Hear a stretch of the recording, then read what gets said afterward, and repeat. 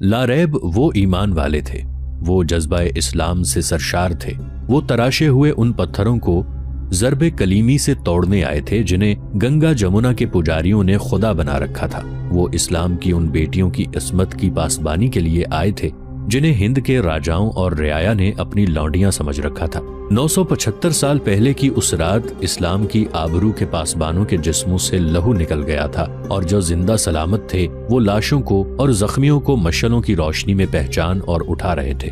دور دور تک پھیکی پھیکی بجھی بجھی چاندنی میں مشعلوں کے شعلے تیر رہے تھے۔ دونوں فوجوں کے زخمیوں کی آہو بکا، زخمی گھوڑوں اور ہاتھیوں کے قیامت خیز شور و غل میں ایک نسوانی آواز سنائی دے رہی تھی، قاسم کہاں ہو؟ زندہ ہو تو بولو، مجھے آواز دو۔ اور مشعلوں کی کہکشاں میں ایک مشعل سے بے تابی سے ادھر ادھر بھاگ دوڑ رہی تھی، کہیں رکتی اس کا شعلہ نیچے کو ہوتا، مایوسی سے اوپر اٹھتا تھا اور بے قراری سے موت کے میدان میں بھاگتا دوڑتا نظر آتا تھا۔ قاسم بن عمر موت کے اسی میدان میں کہیں زخمی پڑا تھا، اس کا سارا جسم چھوٹے بڑے زخموں سے کٹا پڑا تھا۔ اسے دور کی یہ آواز کہ قاسم کبھی کبھی سنائی دیتی، اور اسے یہ آواز لہو اور گرد سے بوجھل فضا میں تیرتی محسوس ہوتی تھی۔ کبھی وہ اس آواز کو اگلے جہان کی آواز سمجھ لیتا اور سکون کا سانس لیتا تھا کہ اپنے باپ کے گناہ کا کفارہ ادا کر کے اور اپنا فرض پورا کر کے خدا کے حضور آیا ہے اور اسے فرشتے پکار رہے ہیں۔ پھر اسے یہ آوازیں اپنی ماں کی محسوس ہونے لگی۔ اسے یاد آ گیا کہ اس کے باپ نے سلطان سے غداری کی اور کامیاب ہونے سے پہلے ہی پکڑا گیا تھا، اور اس نے اپنی تلوار اپنے پیٹ میں گھونپ کر خودکشی کر لی تھی۔ قاسم بن عمر کا زخمی جسم جیسے بیدار ہو گیا ہو، اسے ماں کے الفاظ یاد آنے لگے۔ ماں نے اس کے باپ کے پیٹ سے نکلی ہوئی تلوار دکھا کر کہا تھا کہ میں تمہارے سینے میں دشمن کی تلوار اتری ہوئی دیکھنا چاہتی ہوں، لیکن اس سے پہلے تم اس تلوار سے اپنے جیسے 100 دشمنوں کو کاٹو گے۔ قاسم بن عمر کو یہ بھی یاد آیا کہ اس نے یہ تلوار جس سے اس کے باپ نے خودکشی کی تھی اپنی ماں کی طرف پھینک کر کہا تھا کہ یہ تلوار مجھے نہ دو ماں، اس پر جو خون لگا ہوا ہے اس میں شراب کی ملاوٹ ہے، یہ تلوار ناپاک ہو چکی ہے۔ اور جب وہ اپنی فوج کے ساتھ پشاور سے کوچ کر کے آ رہا تھا تو ماں نے اس کے بازو کے ساتھ قرآن کی ایک آیت کا تعویذ باندھ کر کہا تھا کہ الوداع میرے بیٹے، زندہ واپس آؤ گے تو ماں کو خوشی ہوگی، تمہاری لاش آئے گی تو ماں بہت زیادہ خوش ہوگی، لیکن میں فتح کی خبر سنوں۔ اسے یہ بھی یاد آیا کہ اس کی ماں نے اس کے سپہ سالار ابو عبداللہ محمد الطائی سے کہا تھا کہ میں اپنے اس اکلوتے بیٹے کو خدا کی راہ میں قربان کر کے اس کے باپ کے گناہ کا کفارہ ادا کرنا چاہتی ہوں۔ قاسم بن عمر کے جسم سے خون نکلتا جا رہا تھا، وہ خون سے تر زمین پر نہیں شہادت کی گود میں پڑا تھا۔ جوں جوں یادیں آوازیں بن کر اس کے ذہن کے پروں سے جا ٹکراتی رہیں، اس کا دماغ بیدار ہوتا جا رہا تھا، اور یہ سوال اسے پریشان کرتا جا رہا تھا، کیا ہم نے فتح حاصل کر لی ہے؟ کیا میں نے باپ کے گناہ کا کفارہ ادا کر دیا ہے؟ اور پھر بہت سے سوال اس کے ذہن میں رینگنے لگے۔ سلطان محمود کہاں ہیں؟ سالار ابو عبداللہ کہاں ہے؟ میرے جانباز جیش کے مجاہدین کہاں ہیں؟ وہ سب پکڑے تو نہیں گئے، مارے تو نہیں گئے، سلطان پسپا تو نہیں ہو گیا، بھیرا کا قلعہ سر ہوا یا نہیں؟ میری خون آلود تلوار میری ماں تک کون پہنچائے گا؟ کون اسے بتائے گا کہ تیرے بیٹے نے اس تلوار سے اپنے آپ کو نہیں سینکڑوں کفار کو ہلاک کیا ہے؟ قاسم بن عمر کو ابھی معلوم نہیں تھا کہ فتح حاصل کی جا چکی ہے، اور سلطان محمود اس وقت بھیرا میں بجی رائے کے محل میں بیٹھا سالاروں اور کمانداروں سے رپورٹیں لے رہا ہے اور احکام دے رہا ہے، اور بجی رائے اپنی تلوار سے اپنے آپ کو ہلاک کر چکا ہے۔ قاسم بن عمر نے اٹھنے کی کوشش کی، بڑی مشکل سے اس کوشش میں کامیاب ہوا۔ اس نے ہر سو دیکھا، اسے بے شمار مشعلیں گھومتی پھرتی نظر آئیں، چاندنی جو بجھی بجھی تھی بالکل ہی پھیکی پڑ گئی۔ اسے پھر نسوانی آواز سنائی دی، قاسم کہاں ہو؟ آواز دور تھی۔ اسے ایک مردانہ آواز سنائی دی، یہ لڑکی کسے ڈھونڈ رہی ہے؟ کوئی اس کے ساتھ ہو جاؤ، اسے یہاں سے لے جاؤ، قاسم بن عمر کی لاش تلاش کر رہی ہے، اسے کہو ہم زخمیوں اور لاشوں کو اٹھا رہے ہیں۔ دیکھو یہ کون ہے؟ یہ لوگ غزنی کی زبان بول رہے تھے۔ قاسم بن عمر نے بلند آواز سے انہیں بتانا چاہا کہ وہ یہاں ہے، مگر اس کی آواز اسے خود بھی نہ سنائی تھی۔ نقاہت زیادہ تھی اور جنگ کے بعد کا بھیانک شور و غوغا بڑھتا جا رہا تھا۔ مشعلیں دور تو نہیں تھی، لیکن اس کے لیے کوسوں دور تھی، کیونکہ وہ چل نہیں سکتا تھا۔ وہ 2-3 قدم ہی چلا ہوگا کہ ایک لاش سے ٹھوکر کھا کر منہ کے بل گرا۔ اس نے پھر اٹھنے کی کوشش کی، مگر بڑی مشکل سے بیٹھ سکا۔ اسے سسکی کی طرح کی آواز سنائی دی، پانی۔ اس نے دیکھا کہ اس کے سامنے ایک زخمی پڑا تھا۔ اس نے آب نہیں پانی کہا تھا۔ قاسم سمجھ گیا کہ ہندوستانی سپاہی ہے۔ قاسم کی ماں ہندوستانی تھی، اس لیے وہ اس ملک کی زبان سمجھتا تھا۔ اس ہندوستانی نے اس سے پانی مانگا تو قاسم بن عمر کو پیاس کا احساس ہونے لگا۔ اسے کچھ یاد نہیں تھا کہ اس نے کب پانی پیا تھا۔ اس کے ذہن پر ماں غالب تھی اور فتح۔ وہ ہراول میں رہا۔ اس کے جیش نے چھاپا مار لڑائی بھی لڑی، اور جب سلطان محمود غزنوی نے اپنی قیادت میں بجے رائے پر آخری حملہ کیا تو قاسم بن عمر اس حملے میں بھی شامل تھا۔ وہ سلطان ہی کی طرح بھوک اور پیاس سے بے نیاز تھا۔ اس کی فوج ختم ہو رہی تھی اور پلہ ہندوستانیوں کا بھاری تھا۔ فتح دور ہٹتی جا رہی تھی۔ تم کون ہو؟ اسے آواز سنائی دی۔ بھگوان کے نام پر میرے منہ میں پانی کے 2 قطرے ڈال دو۔ اور سپاہی کی سسکیاں نکلنے لگی۔ یہ شدید درد کی سسکیاں تھیں۔ بھگوان کا نام سن کر قاسم بن عمر کو آگ لگ گئی۔ اس نے تلوار نکالنی چاہی تو نیام خالی تھی، تلوار کہیں گر پڑی تھی۔ اس نے خنجر نکال لیا۔ عین اس وقت اسے زخمی سپاہی کی دور سے کراہتی ہوئی آواز سنائی دی، تم شاید مسلمان ہو؟ ہاں میں مسلمان ہوں، قاسم بن عمر نے خنجر نیام میں ڈالتے ہوئے کہا۔ مسلمان اپنے دشمن کو پیاسا نہیں مارا کرتا، اور بھگوان تمہیں پانی پلانے نہیں آئے گا، مگر میرے پاس پانی نہیں، میں تمہیں پیاسا نہیں مرنے دوں گا، ذرا انتظار کرو، میرے آنے تک زندہ رہنا۔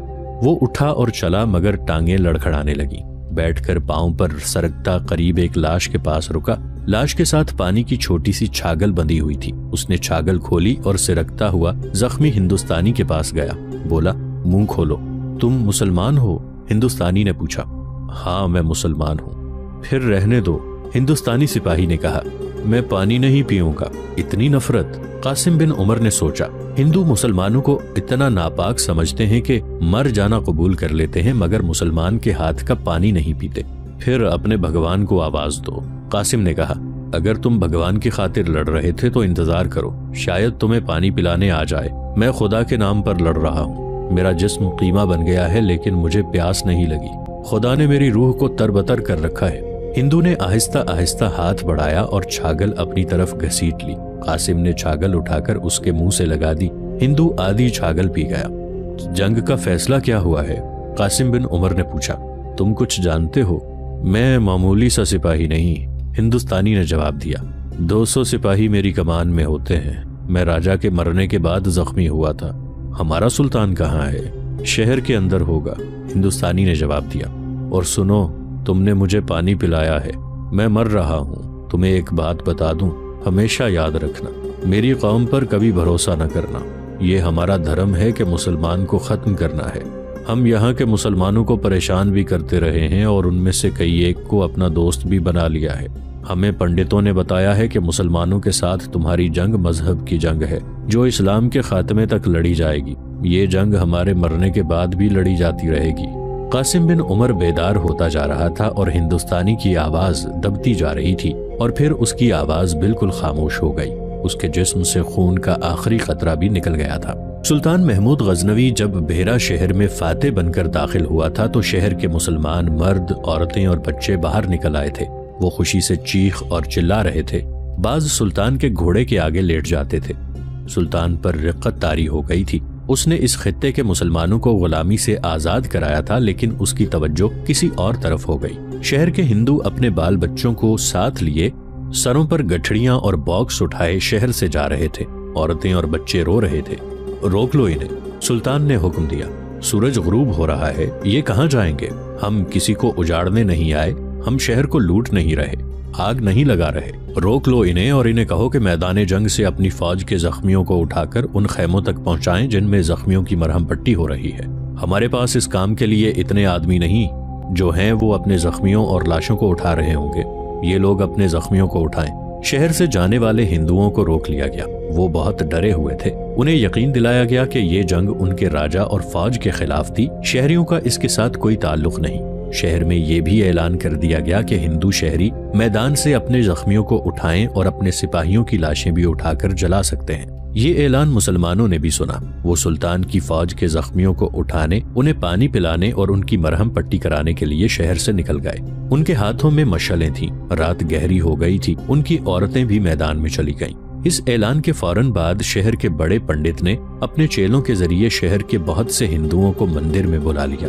یہ لوگ جب مندر میں گئے تو مندر کی گھنٹیاں خاموش تھیں، شنکھ خاموش تھے، بت اور مورتیاں اداس تھیں۔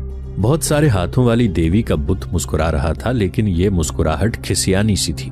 مندر پر موت کا سکوت طاری تھا۔ پنڈت نے کوئی اشلوک نہ پڑھا، اس نے پرارتھنا نہ کی۔ اس کے چہرے پر سنجیدگی کے گہرے اثرات تھے۔ ہماری فوج ہار گئی ہے، پنڈت نے کہا۔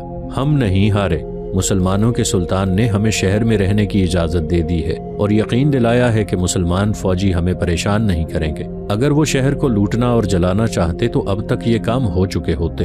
ہم اس صورتحال سے فائدہ اٹھا سکتے ہیں اور شکست کا انتقام لے سکتے ہیں۔ رات گہری ہو گئی ہے، ہم اپنا کام آسانی سے کر سکتے ہیں۔ سلطان نے آپ سب کو اپنی فوج کے زخمیوں اور لاشوں کو اٹھانے کی اجازت دے دی ہے۔ آپ لوگ اس کام کے لیے چلے جائیں، مشعلیں ساتھ لے جائیں۔ مسلمانوں نے فتح تو حاصل کر لی ہے، لیکن ان کی فوج آدھی سے بھی کم رہ گئی ہے۔ اس میں سے زیادہ تر نفری زخمی ہے۔ جو زخمی چل سکتے تھے وہ چل کر آ گئے ہیں، باقی سب میدان جنگ میں پڑے ہیں۔ آپ اپنے زخمی اٹھانے کے لیے جائیں، کلہاڑیاں، تلواریں اور خنجر ساتھ لے جائیں۔ ہندو اور مسلمان فوجی کو پہچاننا مشکل نہیں۔ جو مسلمان زخمی اٹھ اور چل نہیں سکتے انہیں وہیں ہلاک کر دیں۔ اگر یہ زخمی مرہم پٹی کے لیے پہنچ گئے تو چند دنوں میں ٹھیک ہو جائیں گے، اور یہ ہندوستان اور ہمارے مذہب کے لیے بہت بڑا خطرہ ثابت ہوں گے۔ شہر کے ہر ہندو گھرانے تک یہ خبر پہنچا دو تو اچھا ہے، ورنہ کوئی ہندو مسلمان کو خوش کرنے کے لیے انہیں بتا دے گا کہ ہم کیا کر رہے ہیں۔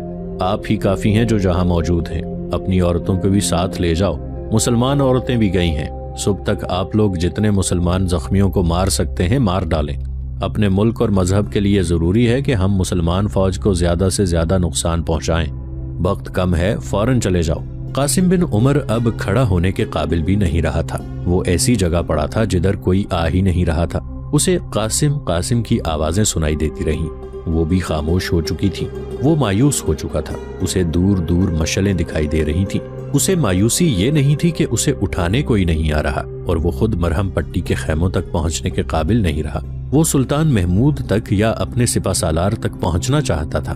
انہیں یہ بتا کر مرنے کی سوچ رہا تھا کہ اس کے باپ کے گناہ کا کفارہ ادا کر دیا ہے۔ اس پر نیم غشی کی کیفیت طاری ہونے لگی تو اسے دو مشعلوں کے بڑے بڑے شعلے اپنی طرف نظر آنے لگے۔ وہ اٹھ بیٹھا اور ان کا انتظار کرنے لگا۔ اس نے اپنے آپ کو ہوش میں رکھنے کی کوشش کی۔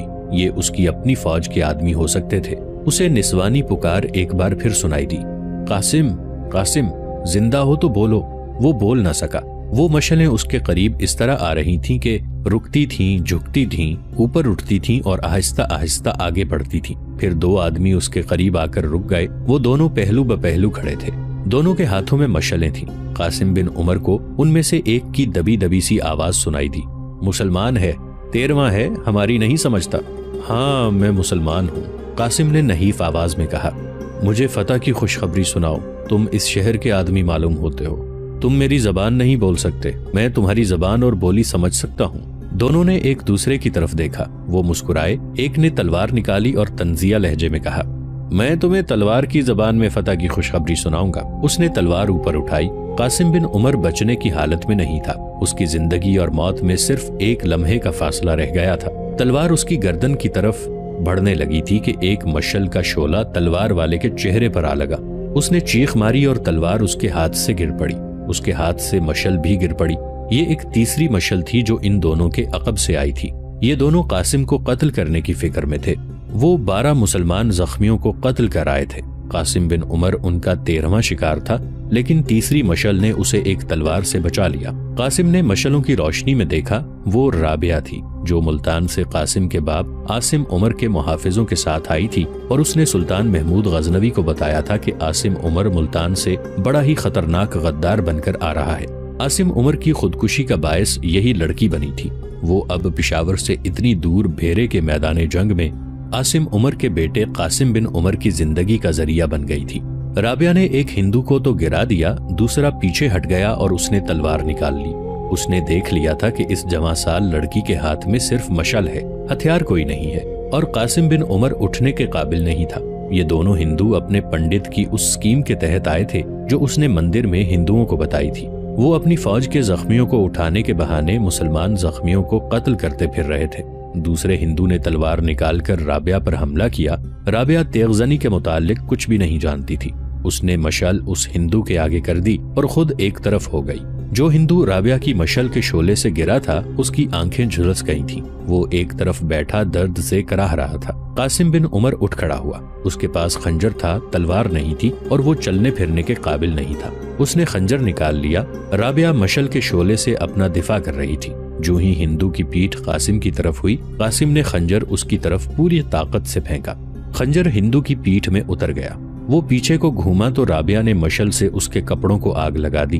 ہندو اس کی طرف گھوما تو لڑکی نے مشل کا شعلہ اس کے چہرے کے ساتھ لگا دیا۔ وہ ادھر ادھر دوڑنے لگا، آخر بیٹھ گیا۔ اس کی پیٹھ میں خنجر بھی اترا ہوا تھا۔ لاشیں اور زخمی اٹھانے والوں نے دور ایک آدمی کو جلتے دیکھا تو وہ دوڑتے ہوئے آئے۔ یہ غزنی کی فوج کے آدمی تھے۔ انہیں بتایا گیا تھا کہ ان کافروں نے کیا کیا ہے۔ ان میں سے جس کا چہرہ جھلسا ہوا تھا وہ بات کرنے کے قابل تھا۔ اس کے پیٹ پر تلوار کی نوک رکھی گئی تو اس نے بتا دیا کہ وہ قاسم کو قتل کرنے لگے تھے اور انہیں پنڈت نے کہا تھا کہ مسلمان زخمیوں کو قتل کر دو۔ اسی وقت یہ آدمی میدان جنگ میں دوڑنے لگے۔ انہوں نے بہت سے ہندوؤں کو پکڑا جو مسلمان زخمیوں کو قتل کرتے پھر رہے تھے۔ پھر ہندو شہریوں کو میدان جنگ میں آنے سے روک دیا گیا۔ پنڈت کو بھی جا کر پکڑ لیا گیا۔ قاسم بن عمر کو وہاں سے اٹھا لے گئے اور اسے مرہم پٹی والے خیمے میں جا ڈالا۔ سلطان محمود غزنوی کی فوج پشاور سے چلی تھی تو سالاروں اور بعض کمانداروں کی بیویاں بھی ساتھ آئی تھیں۔ ان کی پالکیاں رسد کے قافلے کے ساتھ تھیں۔ ان کے ساتھ اور بھی کئی عورتیں تھیں۔ یہ بڑے افسروں کی بیویوں کی دیکھ بھال کے لیے ساتھ تھیں اور ان کے ذمے یہ کام بھی تھا کہ مرہم پٹی کے بعد زخمیوں کی دیکھ بھال کریں۔ یہ کام بھی فوج کو کرنا پڑتا تھا۔ سلطان محمود نے یہ سوچ کر عورتوں کو ساتھ آنے کی اجازت دے دی تھی کہ فوج تھوڑی ہے اور مختلف لڑائیوں میں یہ اور کم ہو جائے گی، اس لیے زخمیوں کی دیکھ بھال کا کام عورتوں کے سپرد کر دیا گیا تھا۔ مجھے تمہاری ماں نے اپنے پاس رکھ لیا تھا، رابعہ قاسم بن عمر کو اس کی مرہم پٹی کے بعد سنا رہی تھی۔ جب تمہیں کوچ کا حکم ملا تو مجھے تمہاری ماں نے بتایا کہ عورتیں بھی ساتھ جا رہی ہیں۔ میں نے اسے کہا کہ مجھے بھی ان کے ساتھ بھجوا دے۔ میرے سینے میں جو آگ لگی ہوئی تھی وہ آج کچھ ٹھنڈی ہوئی ہے۔ یہ پوری طرح اس روز ٹھنڈی ہوگی جس روز سلطان محمود ملتان فتح کرے گا اور میں اپنے باپ کو اپنے ہاتھوں قتل کروں گی۔ میں نے تمہاری ماں سے کہا تھا کہ مجھے اگر اس نیکی کا انعام دینا چاہتے ہو کہ میں نے اس کے ایک سالار کی غداری بے نقاب کی اور اس کی فوج کو بہت بڑی شکست اور تباہی سے بچایا ہے، تو ملتان کے والی داؤد بن نصر کو میرے سامنے گرفتار کر کے لاؤ اور اس کے محل کو زمین سے ملا دو۔ تمہاری ماں کے آنسو بہہ نکلے۔ اس نے کہا کہ جانا تو میں بھی چاہتی ہوں، لیکن کہتے ہیں کہ بیویاں جا سکتی ہیں، کسی کی ماں ساتھ نہیں جا سکتی۔ وہ بہت روئی تھی۔ اس نے معلوم نہیں کس کے ساتھ بات کر کے مجھے ان عورتوں کے ساتھ جانے کی اجازت لے دی جو فوج کے ساتھ آئی ہیں۔ تمہاری ماں نے مجھے کہا تھا میرا بیٹا میدان جنگ میں انشاءاللہ سخت جان ہوگا، اس کا جسم 2 حصوں میں نہ کٹ گیا تو وہ گرے گا نہیں۔ میں نے اسے کہا ہے کہ تمہاری لاش واپس آئے گی تو مجھے خوشی ہوگی، لیکن رابعہ میں ماں ہوں، جب سوچتی ہوں کہ میرا بیٹا پیاسا جان دے گا تو میرا دل ڈوب جاتا ہے۔ اپنے آپ کو سہارا دینے کے لیے میں قاسم کی ماں نہیں مجاہد کی ماں بن جاتی ہوں اور کہا کرتی ہوں کہ یہ اللہ کا سپاہی ہے جو میرے بطن سے پیدا ہوا ہے اور یہ اللہ کی امانت ہے جو مجھے واپس کرنی ہے۔ پھر مجھے تسکین سی ہو جاتی ہے۔ اور قاسم، تمہاری ماں نے مجھے کہا تھا کہ مجھے خود غرض کہہ لو، کچھ کہہ لو، مگر مجھ پہ یہ احسان کرنا کہ جب زخمیوں کو اٹھانے کا وقت آئے تو تم سب سے پہلے میرے بیٹے کو تلاش کرنا، اسے پانی پلانا، دل میں میرا خیال رکھ لینا اور اس کی ماں بن جانا۔ میرا بیٹا پیاسا اس دنیا سے رخصت نہ ہو۔ رابعہ، تم ماں نہیں ہو، دل میں ماں کا پیار کر لینا۔ میں اپنے بیٹے کو خدا کی اور تمہارے سپرد کرتی ہوں۔ اور قاسم، تمہاری ماں نے مجھے کہا تھا میں تمہیں اس کی بھی اجازت دیتی ہوں کہ تمہیں پتہ چل جائے کہ میرے بیٹے نے پیٹھ دکھائی ہے یا کہیں چھپ گیا تھا تو اپنے ہاتھوں سے اسے تلوار سے، تیر کمان سے، برچھی سے ختم کر دینا۔ یہی سمجھوں گی کہ خامد غدار تھا اور اس کا نطفہ بھی غدار نکلا۔ میں باقی زندگی کسی پیر فقیر کی درگاہ پر جھاڑو دیتے گزار دوں گی۔ تمہیں میرے متعلق کچھ پتہ چلا ہے؟ قاسم بن عمر نے پوچھا۔ پشاور سے آتے جب دریا پار کرتے لڑائی ہوئی تھی تو میں نے سپہ سالار ابو عبداللہ سے پوچھا کہ قاسم کی کیا خبر ہے۔ سپہ سالار کو معلوم تھا کہ مجھے تمہاری ماں نے بھیجا ہے۔ اس نے بتایا تھا کہ تم بہت بہادری سے لڑے ہو۔ میں نے سپہ سالار سے کہا کہ قاسم کو پتہ نہ چلے کہ میں بھی ساتھ آئی ہوں۔ میں نے یہ اس لیے اسے کہا تھا کہ تمہاری توجہ میری طرف نہ ہو جائے۔ یہاں ہمیں میدان جنگ سے بہت دور رکھا گیا تھا۔ 3 دن لڑائی ہوتی رہی، ہمیں اس طرف نہ آنے دیا گیا۔ ہم سب اپنی فوج کے لیے دعائیں کرتی رہیں اور ہمیں خبریں ملتی رہیں، اور ایک روز تو کسی نے یہ بھی کہہ دیا کہ اپنی فوج کو شاید پسپا ہونا پڑے۔ تمہارے متعلق مجھے بتانے والا کوئی نہیں ملتا تھا۔ تمام عورتیں لڑنے کے لیے تیار ہو گئی تھیں۔ ہم میں سے کوئی بھی پسپائی کا نام سننے کے لیے تیار نہیں تھی۔ آج دوپہر کو ہمیں اطلاع ملی کہ دشمن کو شکست دے دی گئی ہے، لیکن دونوں فوجوں کا جانی نقصان اتنا ہوا ہے کہ لاشوں کے اوپر لاشیں پڑی ہیں اور زخمیوں کو اٹھانا مشکل ہو گیا ہے۔ ہمیں شام سے ذرا پہلے یہاں لایا گیا، لیکن ہمیں ان خیموں میں بھیج دیا گیا جہاں زخمیوں کی مرہم پٹی ہو رہی تھی۔ طبیب زخموں کو صاف کرتے اور ان پر دوائیں لگاتے تھے، اور عورتیں پٹیاں باندھتی اور زخمیوں کو کھلاتی پلاتی تھیں۔